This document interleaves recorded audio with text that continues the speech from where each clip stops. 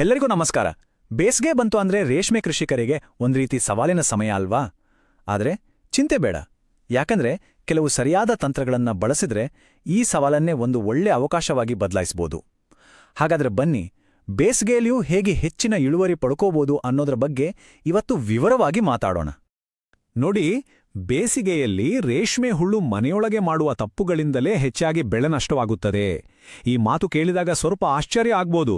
ನಾವೆಲ್ಲ ಅನ್ಕೊಂಡಿರ್ತೀವಿ ಹೊರಗಿನ ವಿಪರೀತ ಬಿಸಿಲು ಅದೇ ದೊಡ್ಡ ಶತ್ರು ಅಂತ. ಆದ್ರೆ ವಾಸ್ತವ ಬೇರೇನೇ ಇದೆ. ನಿಜವಾದ ಸಮಸ್ಯೆ ಇರೋದು ಹೊರಗಲ್ಲ, ನಮ್ಮ ರೇಷ್ಮೆ ಹುಳು ಸಾಕಾಣಿಕೆ ಮನೆಯ ಒಳಗೆ. ಹೌದು, ಇದ್ರ ಬಗ್ಗೆನೇ ನಾವಿವತ್ತು ಆಳವಾಗಿ ತಿಳಿದುಕೊಳ್ಳೋಣ. ಸರಿ, ಹಾಗಾದ್ರೆ ನಮ್ಮ ಇವತ್ತಿನ ಚರ್ಚೆಯ ದಾರಿ ಹೇಗಿರ್ಲಿದೆ? ಮೊದಲು ಬೇಸಿಗೆಯ ಗುಪ್ತ ಅಪಾಯ ಏನು ಅಂತ ನೋಡೋಣ. ಆಮೇಲೆ ನಮ್ಮ ಮನೆಯೇ ಮೊದಲ ರಕ್ಷಣೆ ಹೇಗೆ, ತಾಪಮಾನ ಮತ್ತು ತೇವಾಂಶವನ್ನ ಹೇಗೆ ಕಂಟ್ರೋಲ್ ಮಾಡೋದು, ಬೇಸಿಗೆಯಲ್ಲಿ ಆಹಾರ ಕೊಡೋ ಸರಿಯಾದ ರೀತಿ ಯಾವುದು, ಹಾಗೇನೆ ಸ್ಥಳಾವಕಾಶ ಮತ್ತು ನೈರ್ಮಲ್ಯ ಯಾಕೆ ಮುಖ್ಯ, ಮತ್ತು ಕೊನೆಯದಾಗಿ ಈ ಎಲ್ಲ ನಿರ್ವಹಣೆಯಿಂದ ಲಾಭದ ಹಾದಿಗೆ ಹೇಗೆ ಹೋಗೋದು ಅಂತ ಒಂದೊಂದಾಗಿ ತಿಳಿದುಕೊಳ್ಳೋಣ. ಮೊದಲನೇ ಭಾಗ, ಬೇಸಿಗೆಯ ಗುಪ್ತ ಅಪಾಯ. ಹೌದು, ನೀರಾವರಿಗಿಂತ ಮನೆಯ ನಿರ್ವಹಣೆ ಯಾಕೆ ಹೆಚ್ಚು ಮುಖ್ಯ ಅನ್ನೋದನ್ನ ಮೊದಲು ಅರ್ಥ ಮಾಡಿಕೊಳ್ಳೋಣ. ನೋಡಿ, ಸಾಮಾನ್ಯವಾಗಿ ನಮ್ಮ ರೈತರಲ್ಲಿ ಒಂದು ನಂಬಿಕೆ ಇದೆ, ತೋಟಕ್ಕೆ ಚೆನ್ನಾಗಿ ನೀರು ಕೊಟ್ರೆ ಸಾಕು, ಬೆಳೆ ಸೇಫ್ ಅಂತ. ಆದ್ರೆ ವಾಸ್ತವ ಏನು ಗೊತ್ತಾ? ಬೆಳೆ ಹಾಳಾಗೋಕೆ ಅಸಲಿ ಕಾರಣ ಮನೆಯೊಳಗಿನ ವಾತಾವರಣ. ಅಂದ್ರೆ ಅಲ್ಲಿನ ತಾಪಮಾನ, ಗಾಳಿಯಾಡೋ ವ್ಯವಸ್ಥೆ ಮತ್ತೆ ತೇವಾಂಶ. ಇವುಗಳನ್ನ ನಾವು ಸರಿಯಾಗಿ ನೋಡ್ಕೊಳ್ದೇ ಇರೋದೇ ದೊಡ್ಡ ಸಮಸ್ಯೆಗೆ ಕಾರಣವಾಗತ್ತೆ. ಹಾಗಾದ್ರೆ ನಮ್ಮ ಎರಡನೇ ವಿಷಯಕ್ಕೆ ಬರೋಣ, ನಮ್ಮ ಮನೆಯೇ ಮೊದಲ ರಕ್ಷಣೆ. ಸೂರ್ಯನ ಶಾಖವನ್ನ ಎದುರಿಸೋಕೆ ನಮ್ಮ ಸಾಕಾಣಿಕೆ ಮನೆ ಹೇಗಿರ್ಬೇಕು, ಅದರ ರಚನೆ ಬಗ್ಗೆ ಮಾತಾಡೋಣ. ಒಂದು ಮುಖ್ಯವಾದ ಪ್ರಶ್ನೆ, ನಮ್ಮ ಸಾಕಾಣಿಕೆ ಮನೆಯ ಮೇಲೆ ನೇರವಾಗಿ ಸೂರ್ಯನ ಬಿಸಿಲು ಬೀಳ್ತಿದ್ಯಾ? ಇದನ್ನ ಪ್ರತಿಯೊಬ್ಬರೂ ಕೇಳ್ಕೊಳ್ಳೇಬೇಕು. ಯಾಕೆಂದ್ರೆ ನೇರ ಬಿಸಿಲು ಮನೆ ಒಳಗಿನ ತಾಪಮಾನವನ್ನ ಅಕ್ಷರಶಃ ಕುದಿಯೋ ಹಾಗೆ ಮಾಡ್ಬಿಡುತ್ತೆ. ಇದು ತುಂಬಾನೇ ಅಪಾಯಕಾರಿ. ಹಾಗಾದ್ರೆ ಪರಿಹಾರ ಏನು? ನೋಡಿ, ಮನೆ ಕಟ್ಟುವಾಗಲೇ ಅದನ್ನ ಪೂರ್ವ ಪಶ್ಚಿಮ ದಿಕ್ಕಿಗೆ ಕಟ್ಟಬೇಕು. ಯಾಕೆ? ಇದರಿಂದ ನೇರವಾದ ಮಧ್ಯಾಹ್ನದ ಬಿಸಿಲು ಗೋಡೆಗೆ ತಾಗೋದು ತಪ್ಪುತ್ತೆ. ಇನ್ನೊಂದು ಮುಖ್ಯವಾದ ವಿಷಯ ಅಂದ್ರೆ ಮನೆಯ ಎರಡೂ ಬದಿಯಲ್ಲಿ ಕಿಟಕಿಗಳು ಇರಲೇಬೇಕು. ಇದರಿಂದ ಏನಾಗುತ್ತೆ ಅಂದ್ರೆ ಗಾಳಿ ಅಡ್ಡಗಾಗಿ ಆಡುತ್ತೆ, ಅಂದ್ರೆ ಕ್ರಾಸ್ ವೆಂಟಿಲೇಷನ್ ಆಗುತ್ತೆ. ಒಳಗಡೆ ಸೇರ್ಕೊಂಡ ಬಿಸಿಗಾಳಿ ಹೊರಗೆ ಹೋಗೋಕೆ ಇದು ಸಹಾಯ ಮಾಡುತ್ತೆ. ಸರಿ, ಈಗ ಮೂರನೇ ಮತ್ತು ತುಂಬಾನೇ ಪ್ರಮುಖವಾದ ಭಾಗಕ್ಕೆ ಬಂದಿದ್ದೇವೆ, ತಾಪಮಾನ ಮತ್ತು ತೇವಾಂಶ ನಿರ್ವಹಣೆ. ಮನೆಯೊಳಗಿನ ವಾತಾವರಣವನ್ನು ಸ್ಥಿರವಾಗಿಡೋಕೆ ಕೆಲವು ಪ್ರಾಕ್ಟಿಕಲ್ ಟೆಕ್ನಿಕ್ಸ್ ಬಗ್ಗೆ ನೋಡೋಣ. ಬೇಸಿಗೆಯಲ್ಲಿ ತಾಪಮಾನ, ಅದರಲ್ಲೂ ಮಧ್ಯಾಹ್ನದ ಹೊತ್ತಿಗೆ 35ರಿಂದ 40 ಡಿಗ್ರಿ ಸೆಲ್ಸಿಯಸ್ವರೆಗೂ ಹೋಗ್ಬಿಡುತ್ತೆ. ಊಹಿಸ್ಕೊಳ್ಳಿ, ಈ ತಾಪಮಾನ ದೊಡ್ಡ ಹುಳುಗಳಿಗೆ, ಅಂದ್ರೆ ಕೊನೆ ಹಂತದಲ್ಲಿರೋ ರೇಷ್ಮೆ ಹುಳುಗಳಿಗೆ ಎಷ್ಟು ಹಾನಿಕಾರಕವಾಗಿರ್ಬೋದು ಅಂತ. ನಮ್ಮ ಮೊದಲನೇ ಗುರಿ ಈ ತಾಪಮಾನವನ್ನ ಹೇಗಾದ್ರೂ ಮಾಡಿ ಕೆಳಗೆ ತರೋದು. ಹಾಗಾದ್ರೆ ತಾಪಮಾನ ಕಡಿಮೆ ಮಾಡೋದು ಹೇಗೆ? ಇಲ್ಲಿವೆ ನೋಡಿ 4 ತುಂಬಾನೇ ಸುಲಭವಾದ ಆದರೆ ಪರಿಣಾಮಕಾರಿಯಾದ ವಿಧಾನಗಳು. 1. ಕಿಟಕಿಗಳಿಗೆ ಒದ್ದೆ ಗೋಣಿಚೀಲ ನೇತು ಹಾಕಿ, ಗಾಳಿ ಬರುವಾಗ ತಂಪಾಗಿ ಬರುತ್ತೆ. 2. ನೆಲದ ಮೇಲೆ ನೀರು ಚಿಮುಕಿಸಿ. ನೆನಪಿಡಿ, ಹುಳುಗಳ ಮೇಲೆ ಅಲ್ಲ, ಬರೀ ನೆಲದ ಮೇಲೆ. 3. ಗಾಳಿ ಅಡೋಕೆ ಫ್ಯಾನ್ ಬಳಸಿ, ಆದರೆ ಫ್ಯಾನ್ ಗಾಳಿ ನೇರವಾಗಿ ಹುಳುಗಳಿಗೆ ತಾಗಬಾರ್ದು. 4. ಸಾಧ್ಯವಾದರೆ ಛಾವಣಿ ಮೇಲೆ ಹೀಟ್ ರಿಫ್ಲೆಕ್ಟಿವ್ ಶೀಟ್ ಹಾಕಿಸಿದ್ರೆ ತುಂಬಾನೇ ಅನುಕೂಲ. ಇದು ಒಂದು ರೀತಿ ಬ್ಯಾಲೆನ್ಸಿಂಗ್ ಆಕ್ಟ್ ಇದ್ದ ಹಾಗೆ. ತಾಪಮಾನ ನೋಡ್ಕೊಳ್ಳುವಾಗ ತೇವಾಂಶ ಮರೆಯೋ ಹಾಗಿಲ್ಲ. ವಾತಾವರಣ ತುಂಬಾನೇ ಒಣಗಿದ್ರೆ ಹುಳುಗಳ ಚರ್ಮ ಗಟ್ಟಿಯಾಗಿ ಪೊರೆ ಕಳ್ಚೋಕೆ ಕಷ್ಟಪಡುತ್ತೆ. ಅದೇ ತೇವಾಂಶ ಜಾಸ್ತಿ ಆದ್ರೆ ಮಸ್ಕಾಡಿನ್ನಂತಹ ಶಿಲೀಂಧ್ರ ರೋಗಗಳು ಬರೋ ಅಪಾಯ ಹೆಚ್ಚಾಗುತ್ತೆ. ಸೊ ಎರಡೂ ಡೇಂಜರ್.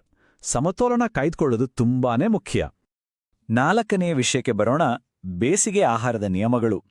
ವಾತಾವರಣ ಎಷ್ಟು ಮುಖ್ಯವೋ ಹುಳುಗಳಿಗೆ ಕೊಡುವ ಸೊಪ್ಪಿನ ಗುಣಮಟ್ಟ ಮತ್ತು ಸಮಯ ಕೂಡ ಅಷ್ಟೇ ಮುಖ್ಯ.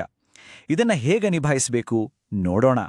ಒಂದು ಸಿಂಪಲ್ ರೂಲ್ ನೆನಪಿಟ್ಕೊಳ್ಳಿ, ಆಹಾರ ಕೊಡೋಕೆ ಬೆಸ್ಟ್ ಟೈಮ್ ಅಂದ್ರೆ ಬೆಳಿಗ್ಗೆ 6ರಿಂದ 9 ಗಂಟೆಯ ಒಳಗೆ ಮತ್ತು ಸಂಜೆ 6 ಗಂಟೆಯ ನಂತರ, ಅಂದ್ರೆ ವಾತಾವರಣ ತಂಪಾಗಿರುವಾಗ. ಮಧ್ಯಾಹ್ನದ ಬಿಸಿಲಲ್ಲಿ ಆಹಾರ ಕೊಡೋದನ್ನ ಸಂಪೂರ್ಣವಾಗಿ ನಿಲ್ಲಿಸಿ, ಯಾಕಂದ್ರೆ ಆ ಸಮಯದಲ್ಲಿ ಕೊಟ್ಟ ಸೊಪ್ಪು ಬೇಗ ಒಳಗಿ ಹೋಗುತ್ತೆ, ಹುಳುಗಳು ಸರಿಯಾಗಿ ತಿನ್ನಲ್ಲ. ಇನ್ನು ಸೊಪ್ಪಿನ ಗುಣಮಟ್ಟದ ವಿಚಾರಕ್ಕೆ ಬಂದ್ರೆ ಇಲ್ಲಿದೆ ಒಂದು ಚೆಕ್ಲಿಸ್ಟ್. ಯಾವಾಗ್ಲೂ ಫ್ರೆಶ್ ಸೊಪ್ಪನ್ನೇ ಬಳಸಿ.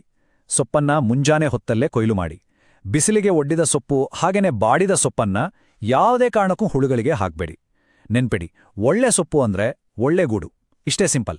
5ನೇ ಭಾಗ, ಸ್ಥಳಾವಕಾಶ ಮತ್ತು ನೈರ್ಮಲ್ಯ ಯಾಕೆ ಮುಖ್ಯ? ಯಾಕಂದ್ರೆ ಬೇಸಿಗೆಯ ಶಾಖದಲ್ಲಿ ರೋಗಗಳು ಹರಡೋದು ತುಂಬಾ ಸುಲಭ. ಇದನ್ನ ತಡೆಯೋದು ಹೇಗೆ ಅಂತ ನೋಡೋಣ. ನೋಡಿ, ಬೇಸಿಗೆಯಲ್ಲಿ ಮಾಡುವ ಅತಿ ದೊಡ್ಡ ಮತ್ತು ಅಷ್ಟೇ ಸಾಮಾನ್ಯವಾದ ತಪ್ಪು ಅಂದ್ರೆ ಓವರ್ ಕ್ರೌಡಿಂಗ್. ಅಂದ್ರೆ ಹುಳುಗಳನ್ನ ತುಂಬಾನೇ ದಟ್ಟವಾಗಿ ಸಾಕೋದು. ಇದು ಒಂದೇ ತಪ್ಪು ನಾವು ಮಾಡಿದ ಉಳಿದ ಎಲ್ಲಾ ಒಳ್ಳೆ ಕೆಲಸಗಳನ್ನ ಹಾಳು ಮಾಡ್ಬಿಡ್ಬೋದು. ಈ ದಟ್ಟಣೆಯಿಂದ ಆಗೋ ಪರಿಣಾಮಗಳೇನು ನೋಡಿ. ಇದರಿಂದ ಮನೆಯೊಳಗಿನ ಶಾಖ ಮತ್ತಷ್ಟು ಹೆಚ್ಚಾಗುತ್ತೆ. ರೋಗಗಳು ಒಂದರಿಂದ ಇನ್ನೊಂದಕ್ಕೆ ತುಂಬಾನೇ ವೇಗವಾಗಿ ಹರಡುತ್ತೆ. ಕೊನೆಗೇನಾಗುತ್ತೆ? ಹೆಚ್ಚಿನ ಸಂಖ್ಯೆಯಲ್ಲಿ ಹುಳುಗಳು ಸಾಯ್ತವೆ. ನಮ್ಮ ಇಳುವರಿ ಸಂಪೂರ್ಣವಾಗಿ ಕುಸಿದು ಹೋಗುತ್ತೆ. ಹಾಗಾದ್ರೆ ಇದಕ್ಕೆ ಪರಿಹಾರ ಏನು? ನೈರ್ಮಲ್ಯ. ರೋಗ ಬಂದ ಮೇಲೆ ಪರದಾಡೋದಕ್ಕಿಂತ ಬರದ ಹಾಗೆ ನೋಡ್ಕೊಳ್ಳೋದು ಜಾಣತನ. ಅದಕ್ಕೆ ಬೆಳೆ ಶುರು ಮಾಡೋ ಮೊದಲೇ ಮನೆ ಮತ್ತು ಎಲ್ಲಾ ಟ್ರೇಗಳನ್ನ ಸೋಂಕುರಹಿತಗೊಳಿಸಿ. ಆಹಾರ ಕೊಡೋ ತಟ್ಟೆಗಳು ಯಾವಾಗ್ಲೂ ಕ್ಲೀನ್ ಆಗಿರ್ಬೇಕು. ಎಲ್ಲಾದರೂ ರೋಗ ಬಂದಿರೋ ಹುಳು ಕಂಡ್ರೆ ಅದನ್ನ ತಕ್ಷಣವೇ ತೆಗೆದುಹಾಕಿ. ಹಾಗೇನೆ ಹಿಕ್ಕೆಗಳನ್ನ ನಿಯಮಿತವಾಗಿ ತೆಗೆದು ಸ್ವಚ್ಛವಾಗಿಡಿ. ಸರಿ, 6ನೇ ಮತ್ತು ಕೊನೆಯ ಭಾಗ, ನಿರ್ವಹಣೆಯಿಂದ ಲಾಭದವರೆಗೆ. ಇಷ್ಟೆಲ್ಲ ಕಷ್ಟಪಟ್ಟಿದ್ದಕ್ಕೆ ಪ್ರತಿಫಲ ಸಿಗಬೇಕಲ್ವಾ? ನಾವು ಪಾಲಿಸಿದ ಈ ಎಲ್ಲ ಉತ್ತಮ ಪದ್ಧತಿಗಳು ನಮ್ಮ ಆದಾಯಕ್ಕೆ ಹೇಗೆ ಸಹಾಯ ಮಾಡ್ತವೆ ಅಂತ ನೋಡೋಣ. ಇಲ್ಲಿರೋ 2 ದಾರಿಗಳನ್ನ ನೋಡಿ. ಒಂದು, ಕಳಪೆ ನಿರ್ವಹಣೆ. ಇಲ್ಲಿ ಹುಳುಗಳ ಮರಣ ಪ್ರಮಾಣ ಹೆಚ್ಚು, ಗೂಡುಗಳ ಗಾತ್ರ ಚಿಕ್ಕದು, ಮಾರುಕಟ್ಟೆಯಲ್ಲಿ ಸಿಗೋ ರೇಟ್ ಕಡಿಮೆ ಮತ್ತು ಕೊನೆಗೆ ಲಾಭ ಅಸ್ಥಿರ ಅಥವಾ ನಷ್ಟ. ಇನ್ನೊಂದು ಕಡೆ ಸರಿಯಾದ ನಿರ್ವಹಣೆ. ಇಲ್ಲಿ ಮರಣ ಪ್ರಮಾಣ ಕಡಿಮೆ, ಗೂಡುಗಳು ದೊಡ್ಡದಾಗಿ ಮತ್ತು ಆರೋಗ್ಯಕರವಾಗಿರುತ್ತೆ, ಮಾರುಕಟ್ಟೆಯಲ್ಲಿ ಒಳ್ಳೆ ಬೆಲೆ ಸಿಗುತ್ತೆ ಮತ್ತು ನಮ್ಮ ಲಾಭ ಸ್ಥಿರವಾಗಿ ಸುರಕ್ಷಿತವಾಗಿರುತ್ತೆ. ಆಯ್ಕೆ ನಮ್ಮ ಕೈಯಲ್ಲೇ ಇದೆ. ಹಾಗಾದ್ರೆ ಇಷ್ಟೆಲ್ಲ ತಿಳಿದುಕೊಂಡ್ಮೇಲೆ ಒಂದು ಕೊನೆಯ ಪ್ರಶ್ನೆ. ನಮ್ಮ ಮುಂದಿನ ಬೇಸಿಗೆ ಬೆಳೆಯನ್ನು ರಕ್ಷಿಸೋಕೆ ನಾವು ಮೊದಲು ಮಾಡಬಹುದಾದ ಆ ಒಂದು ಬದಲಾವಣೆ ಯಾವುದು? ಇದರ ಬಗ್ಗೆ ಯೋಚಿಸೋಣ.